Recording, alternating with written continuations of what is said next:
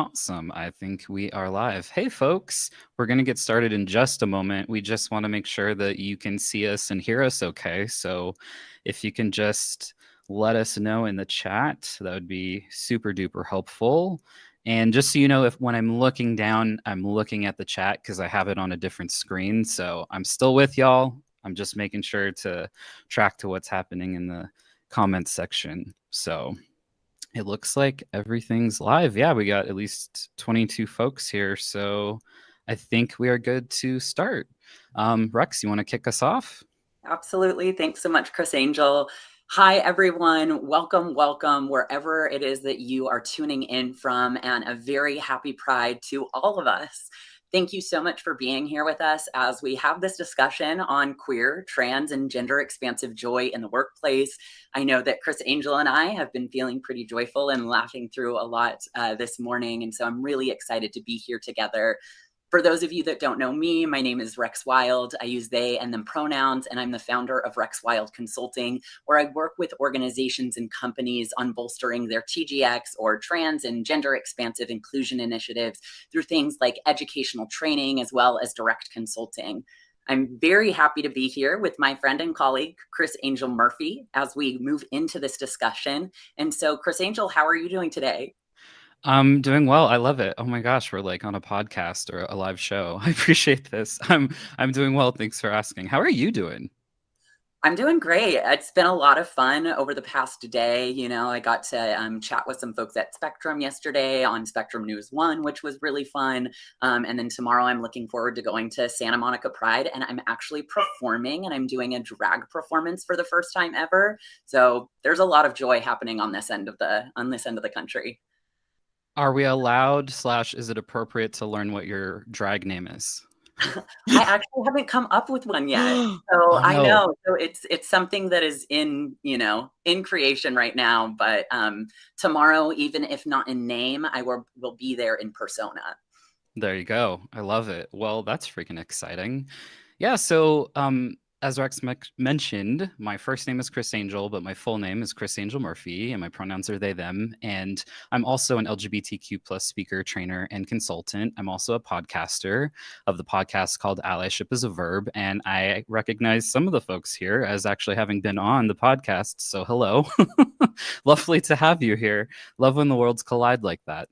But yeah, we're here today to have a conversation because when we're thinking about times like Pride Month, there is a lot of celebration. And maybe for any of you in the audience today, if this is your first Pride, happy Pride.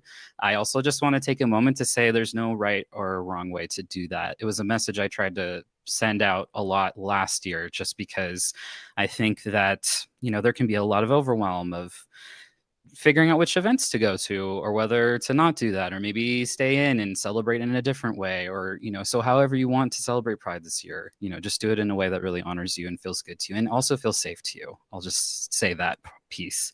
But yeah, Rex, why are we having this conversation today? That is a great question. I think that there are a lot of reasons to have this conversation.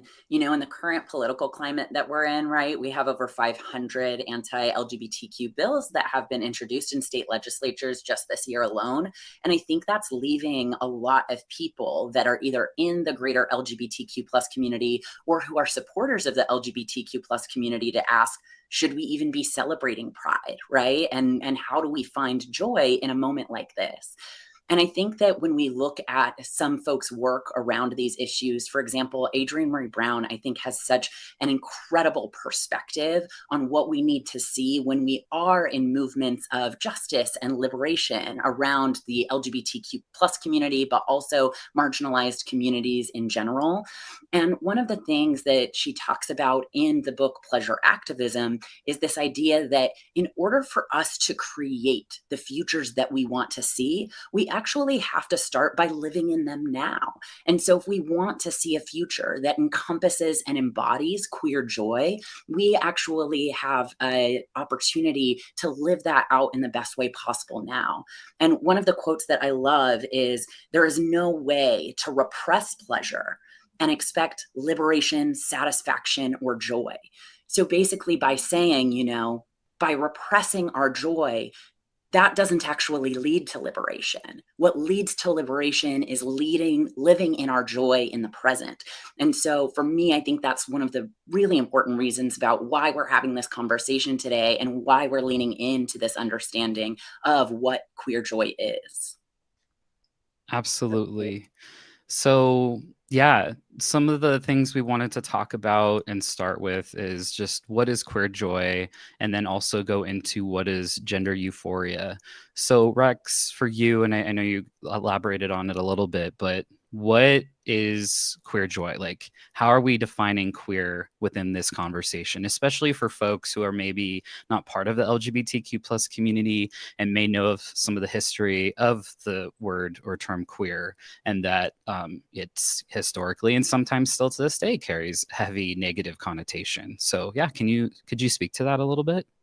Absolutely. And I think we can start out just kind of defining the term queer, since I know that that can be nuanced for a lot of people. And there are a lot of people who are questioning, like, wait, why are we even using this term in the first place? And so when we're talking about the term queer, the term queer at this point in the world is used in a variety of different ways for people throughout the LGBTQ plus community. Some people use it as a term to identify their sexual orientation. For some people, it actually helps to define their gender identity or their gender expression. For others, it can just be an identity term that really encompasses their wholeness as a person, how they live in the world and how they see the world. And so there are many different ways that the term queer is used on an individual level, but then also it's often used collectively when referencing, for example, the greater LGBTQ plus community. You may hear people like what some of us, or me and Chris Angel, have been even saying today is the queer community, right? We're really referencing the greater LGBTQ plus community. Now, with that, we have seen a reclamation of this word over the past 20 years or so because it has historically been used as a slur. And so there are many folks who, when they hear the term queer, think, oh my gosh, wait, why are you saying this bad word, right? When in reality, we have seen this reclamation movement over the past 20 years or so, where folks are actually using this as an identity term, as a term of empowerment, and taking back that word in order for us to define it for ourselves. And so when we're thinking about this idea of queerness, and then when we're thinking about this idea of queer joy, that's also something that is individually defined and collectively defined that we get to define for ourselves. And so when I'm thinking about the idea of queer joy, I'm thinking about what does it mean to live as authentically as possible and to have other people validate, love, and uplift that experience. And so being able for me to walk into a room, for example, and to have people who are uplifting my non-binary and my trans identity and who are saying, hey, you are welcome and you belong here. And we celebrate your identity, right? And so being able to go into places, for example, where my pronouns are immediately being understood and validated gives just one short example of that. But how about for you, Chris Angel? What comes up when you think about queer joy for yourself? I think lately, how I've been thinking about it is when I use the term neuroqueer, and I think that may be new to a lot of folks. And for me, it's talking and speaking to this intersection of my neurodivergence and my queerness more broadly, and that intersection is so important to me. And especially when I'm able to be in spaces where I'm at that intersection with other folks, I'm getting chills just thinking about it. I don't have to compartmentalize who I am, and I can unmask, meaning I don't have to hide my ADHD. I don't have to hide my autism. I don't have to hide that I'm, moving about the world in a way that's very different from what people may expect or know. And it's celebrated in those kinds of spaces. And so, like, those are some of my favorite people to also just, yeah, be in community with, have as friends, have as family. And it's become very important to me. And I also just mentioned that because number one, some of you may be neurodivergent. So this is your reminder to drink some water. Please stay hydrated. It's getting to be hot. We need to like stay cool and not have headaches and get sick. And also, there is a significant overlap between the two communities. For example, folks who are autistic, there's been the data to prove that they're more likely to be gender expansive in some way, for example. So just yeah, knowing that I'm a part of these two worlds and how they're intersecting is very important to me, and I have a lot of pride in that. So yes, now that I understand I'm part of these two communities and I have so many wonderful people also at those similar intersections, that is absolutely queer joy to me, or even neuroqueer joy, I guess, to be more specific.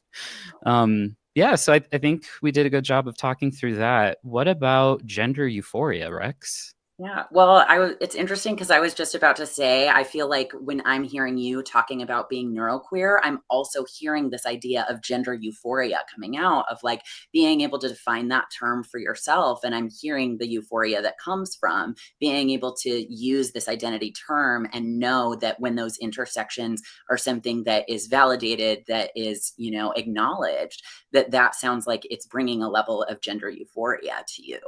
And so when we're talking about this term, because I'm sure there are many people who might not know the term gender euphoria, right? A lot of people in relation to trans and gender expansive folks are used to hearing about gender dysphoria, which is historically what has been talked about in the greater trans, non-binary, and gender expansive community, in part because of the medicalization of trans folks and their need to access medical care through diagnoses. And so in the medical community, in order for doctors to provide gender affirming care, initially they had to have a diagnosis of gender dysphoria to say, oh, there is, some type of, there's something going on that we need to address, right?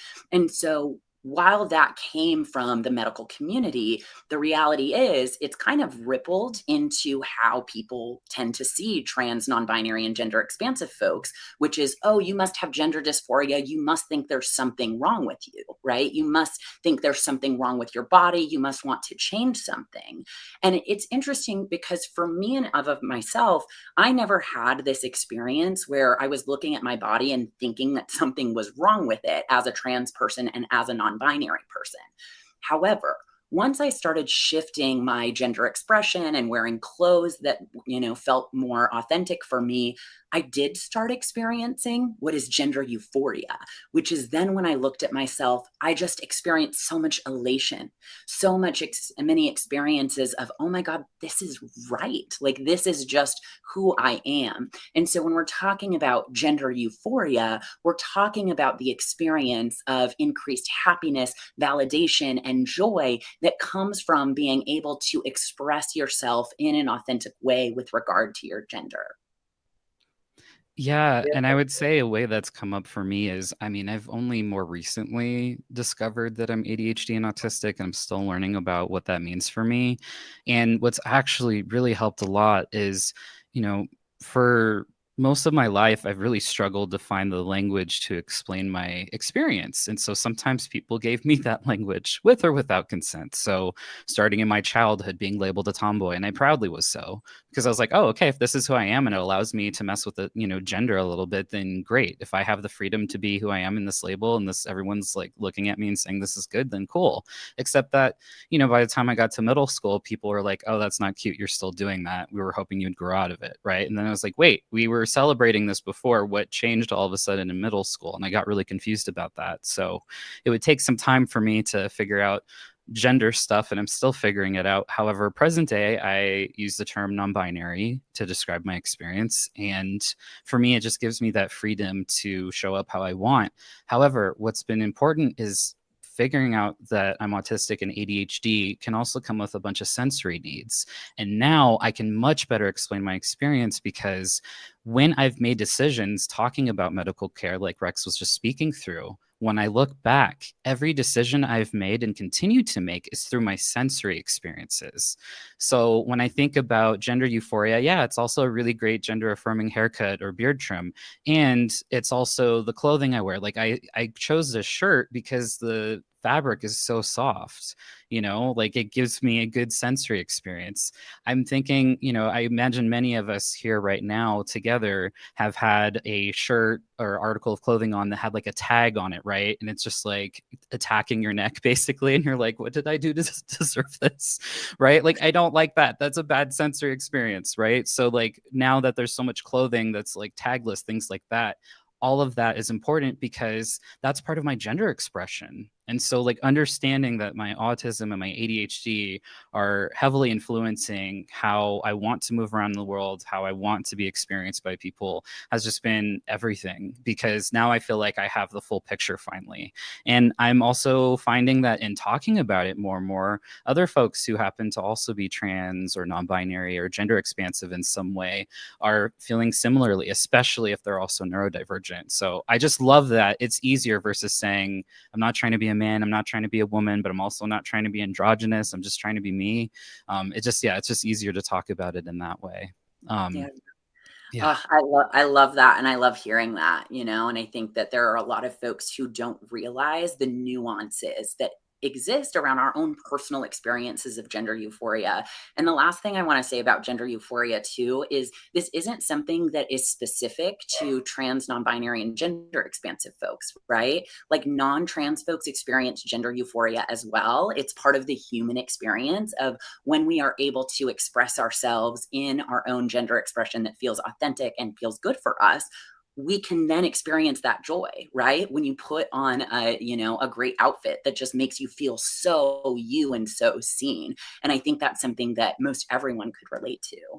Now, I know we've been talking a lot about our own personal experiences of what can bring us, gender euphoria and joy in general. But when we're talking about the context of the workplace, I know you and I have had this conversation about the different ways that we see queer joy, trans and gender expansive joy happening in workplaces. And so I'm curious, for us to move into talking about what are some of the examples that we see within a workplace context around what joy can look like. Absolutely. Well, I know that we came up with some examples that an organization could do, and also what people on individual levels can do. And I think it's important to explore both of those. So, should we start with those? Yeah, I think that's great. Cool. So, one of the ones that we had come up with in terms of thinking about the organization or company itself is having pronouns be normalized throughout the company.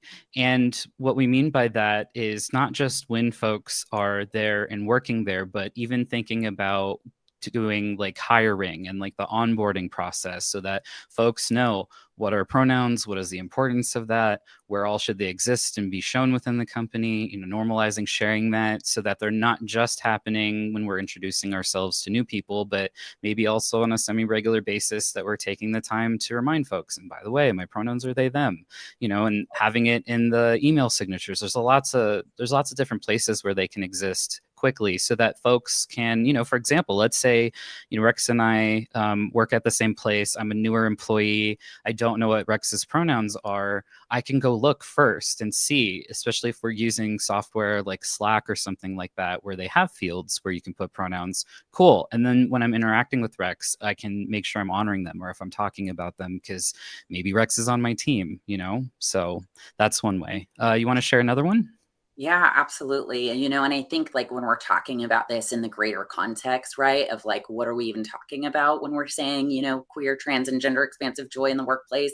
It's allowing the opportunity for folks not to have to hide who they are, right? To be able to be fully welcome and embraced with their identities. And so by doing things like what you're talking about with making sure pronouns are actually normalized across the entire organization, it's allowing an opportunity for folks to show up fully authentically at every step of the way. And one of the other ways that we can see that happening is through LGBTQ plus affirming policies, procedures, and practices. And that can also include statements. And when those things are being created and being rolled out, making sure that that is actually coming from direct communicated support from top level leadership. Because the reality is that when policies are rolled out, it's a great thing and we love to see them. But when they're coming with direct support and statements of support and inclusion from top level leadership and from C-suites, et cetera, that actually sets a whole entire different precedent for folks to understand, this isn't something that's just coming from HR. This is actually something that we want to see embedded within the culture of our organization. But not only that is I think that there are a lot of other examples that we can see around that. And some of them, can even be more departmental specific as well. And so, for example, let's say that you've had a team member who has just had their legal name change, right? Being able to do things like, with their consent, give them a congratulations card that says, hey, congrats on your legal name change, right? Or if, perhaps there's a lot of folks in the workplace whose kids are coming out as trans and gender expansive. Celebrating when those kids come out and say, hey, congrats, I heard your kids just came out as trans, just wanted to say congratulations to you. But by being able to celebrate those things in both those individual ways, but as well when that's coming from the full department, and that has organizational support, that is actually what's creating a culture where folks are able to fully show up. Chris Angel, was there anything else you wanted to add to that? I think that's great. And I know that we could be here forever. So, in the interest of time, I think I'm going to keep it moving. The only thing I'll say to that is if you're curious about creating that kind of scenario that Rex just stated about if someone's legal name just changed and we want to celebrate them, some ways that you can do that is you can just have maybe like as the manager or supervisor, just have a quick private conversation with that person. Like, hey, the team and I were talking, we want to get you a card or we want to take you to lunch or something to celebrate this. Would that be okay with you? Because I have lots of friends who wish not to be perceived at all and to just go under the radar as their awkward selves. Love you, you know who you are. And some people would love to take a moment to celebrate because I think because of so many things happening, yeah, and because of how long it can take, because of barriers of getting access to this kind of stuff, yeah, I think taking a moment to celebrate any of these kind of milestones is very important. But yeah, in terms of individual based allyship, same thing with the card example or taking someone out to lunch. If you know a colleague, a friend, a loved one, and you want to celebrate them in that way, you can ask them, like, hey, this is a really big deal. I want to celebrate this with you. Would you want to go here? Like, if someone asked me to go to one of my favorite restaurants or something as a way to celebrate it, I'd be like, absolutely. I would love that. But some other ways that this can come up is, like a way I've experienced joy in the workplace before is when I overhear another colleague correcting someone about my name or correcting someone about my pronouns. And I'm not even part of that conversation. I just happen to be within earshot. I can't tell you how good that feels because, sometimes people will act one way to our face, but we have no idea what's happening behind our backs. And so knowing that someone has my back in that way has felt really, really great. Anything else you'd add to that, Rex, in terms of like those individual relationships? Yeah, the other thing that I've been seeing and that I have received that has been really helpful is even just getting like an unexpected text from someone, right? So my brother texted me yesterday for June Pride, and I would never expect that from him. And he just said, hey, just hope you have a happy Pride this month. Want you to know I'm thinking of you and I love you. And things like that can go a really, really long way, especially given the current political climate, right? And so having those moments where you're reaching out to someone on your team or a colleague and just saying, hey, I know things are pretty fraught for the LGBTQ plus community right now. And I want you to know I'm thinking about you. If there's anything I can do, I just want you to know that I'm here, right? So being able to communicate on that individual level that you have an awareness that things can feel a little difficult right now for the LGBTQ community, and that you want them to know, like, hey, I'm here for you if you ever need someone to chat with. That can also be another great way to just show your support. But then can also, even if they don't follow up on that, that they know someone's thinking about them. And that can go a long way to just allow people to feel a lot more joyful, and know that they are being thought of. Now, Absolutely. yeah, I know that we've reached our time and we've gone a little over what we said we did, but I am so, so glad that we've gotten to chat with each other today. And I know that both of us have some pretty exciting things that are coming up. And so, Chris Angel, what have you got going on in your world right now? Yeah, well, I mean, I think The thing I think I want to talk about the most is my podcast, Allyship is a Verb, was just nominated for its third award this year, which is wild. And so, if you're interested in learning more about allyship and hearing it directly from the LGBTQ plus community, I have guests on, and that's where they're from. They're at various intersections, backgrounds, walking or moving about the world in different ways. And so, each one also shares an allyship tip that comes directly from them. So if you're looking for more ways to get involved and you want to hear people's stories and hear about what's going on and what some folks are thinking, it's almost like listening to a bunch of queer and yeah, just a bunch of queer folks as if you're like a fly on the wall or something, just having like sometimes really joyful and also sometimes like crunchy conversations. So yeah, it's allyship is a verb and it's available wherever you might listen to podcasts. And then how about you, Rex? I know you have a really exciting event coming up this month. Yeah, so this past month in May, I actually started what's called a TGX or Trans and Gender Expansive Inclusion Roundtable. And it is an opportunity each month for DEI, HR, and ERG leaders for us to come together and talk about the current state of TGX or Trans and Gender Expansive Inclusion in the workplace. So it's a place where we talk about what's going on right now, some of the things that we're seeing in our organizations, troubleshoot some of the issues that folks might be having around having conversations or moving initiatives forward, and really allows an opportunity for all of us to be in community together. So we meet once a month. It's the fourth Wednesday of every month. And this month it's happening on Wednesday, June 28th at 11 a.m. Pacific time. And you can find that by going to my website and looking at the events tab. And so I definitely hope we had an incredible conversation last month where we talked about the effective and ineffective strategies that we see within organizations, which was really insightful and helped a lot of people with some next steps in their own organizations. So I definitely welcome folks to come join us this month on June 28th. Yeah, so Rex's website is shown below, and then you go to the events tab, and that's where you'll find the information about showing up for that. And then if you're interested in going to my website, learning more about me, it's at queer.training. And then, of course, we welcome you adding us, following us on LinkedIn. We'd love to stay in touch with you and just really appreciate all of your comments and really great conversations, including Rex. There were some suggestions for your drag name, so maybe worth diving in there to take a check and see if any of those resonate with you. But just thank you so much. Appreciate everything that's been going on in the chat. Really great conversations and affirmations of what we've shared today. So thank you so much. And hopefully we'll see you again soon. Take Yep. care, Thank you everyone. all